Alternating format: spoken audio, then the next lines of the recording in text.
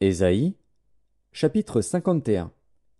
Écoutez-moi, vous qui poursuivez la justice, qui cherchez l'Éternel. Portez les regards sur le rocher d'où vous avez été taillés, sur le creux de la fosse d'où vous avez été tirés. Portez les regards sur Abraham votre père, et sur Sarah qui vous a enfanté. Car lui seul je l'ai appelé, je l'ai béni et multiplié. Ainsi l'Éternel a pitié de Sion, il a pitié de toutes ses ruines. Il rendra son désert semblable à un Éden, et sa terre aride à un jardin de l'Éternel. La joie et l'allégresse se trouveront au milieu d'elle, les actions de grâce et le chant des cantiques. Mon peuple, sois attentif. Ma nation, prête-moi l'oreille. Car la loi sortira de moi, et j'établirai ma loi pour être la lumière des peuples. Ma justice est proche, mon salut va paraître, et mes bras jugeront les peuples. Les îles espéreront en moi, elles se confieront en mon bras. Levez les yeux vers le ciel, et regardez en bas sur la terre. Car les cieux s'évanouiront comme une fumée, la terre tombera en lambeaux comme un vêtement, et ses habitants périront comme des mouches. Mais mon salut durera éternellement, et ma justice n'aura point de fin. Écoutez-moi, vous qui connaissez la justice, peuple, qui a ma loi dans ton cœur. Ne craignez pas l'opprobre des hommes, et ne tremblez pas devant leurs outrages. Car la teigne les dévorera comme un vêtement, et la gerce les rongera comme de la laine. Mais ma justice durera éternellement, et mon salut s'étendra d'âge en âge.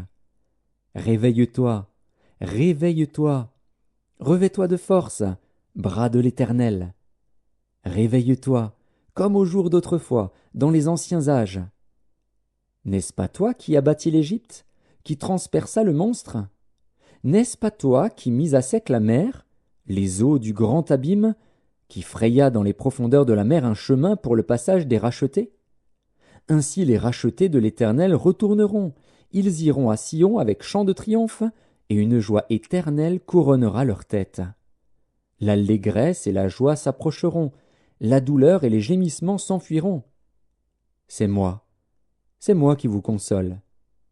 Qui es-tu, pour avoir peur de l'homme mortel, et du Fils de l'homme, pareil à l'herbe? Et tu oublierais l'Éternel, qui t'a fait, qui a étendu les cieux et fondé la terre? Et tu tremblerais incessamment tout le jour devant la colère de l'oppresseur, parce qu'il cherche à détruire? Où donc est la colère de l'oppresseur? Bientôt celui qui est courbé sous les fers sera délivré. Il ne mourra pas dans la fosse, et son pain ne lui manquera pas. Je suis l'Éternel, ton Dieu, qui soulève la mer et fait mugir ses flots. L'Éternel des armées est son nom. Je mets mes paroles dans ta bouche, et je te couvre de l'ombre de ma main, pour étendre de nouveaux cieux et fonder une nouvelle terre, et pour dire à Sion, tu es mon peuple.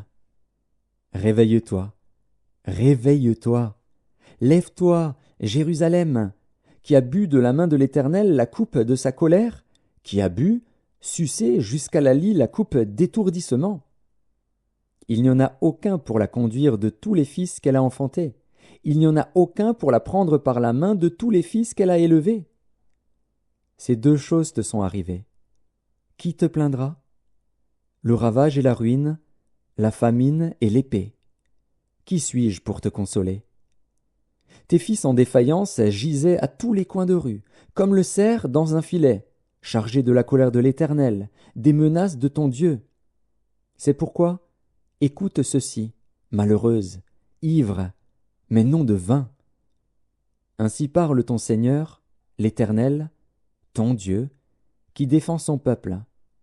Voici, je prends de ta main la coupe d'étourdissement, la coupe de ma colère. Tu ne la boiras plus. Je la mettrai dans la main de tes oppresseurs, qui te disaient, courbe-toi, et nous passerons. Tu faisais alors de ton dos comme une terre, comme une rue pour les passants.